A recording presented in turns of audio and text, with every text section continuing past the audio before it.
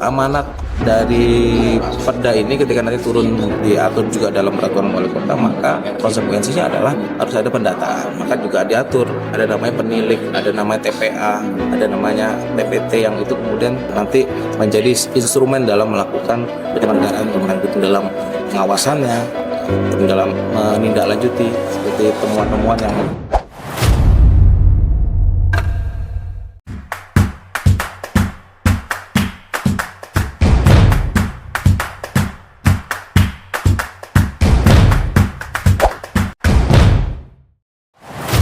Perda bangunan gedung ini kan turunan dari PP 16 2021. Sebetulnya sudah detail, tapi Kota Malang menganggap ini satu hal yang urgent sehingga perlu diatur dalam peraturan daerah.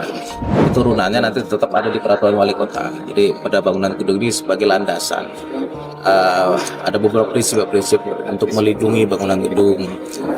Kemudian ada aspek memberikan pengaturan juga terkait penyelenggaraan bangunan gedung, kemudian termasuk aspek ekonomi juga, baik secara perizinannya maupun juga ada potensi PAD yang bisa didapatkan dari penyelenggaraan bangunan gedung, baik dari retribusinya maupun yang mungkin jadi terobosan di Kota Malang, ada sanksi administrasi yang sifatnya disinsentif. Jadi pengenaan sanksi kepada bangunan gedung yang melanggar berupa denda, dan itu bisa masuk dalam PAD. Di beberapa kota sudah lakukan itu, dan saya kira ini satu hal terobosan yang kita lakukan di kota. Pelanggaran yang paling baik itu ya Pak?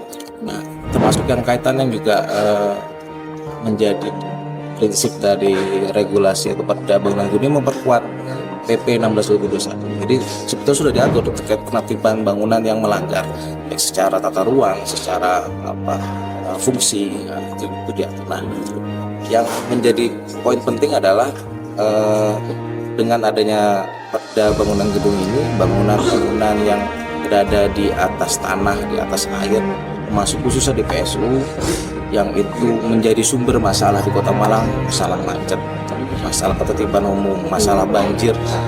Contoh yang kemarin sempat disidak oleh Wakil Gubernur di Soekarno-Hatta, di daerah Soekarno-Hatta juga salah satu karena bangunan yang berada di PSU di Sepadan, yang itu dengan adanya Perda ini memperkuat PP 16 2021 itu sehingga bisa dilakukan penertiban, sehingga semakin kuat legitimasi dari pemerintah Kota Malang Satpol PP untuk bisa melakukan penertiban.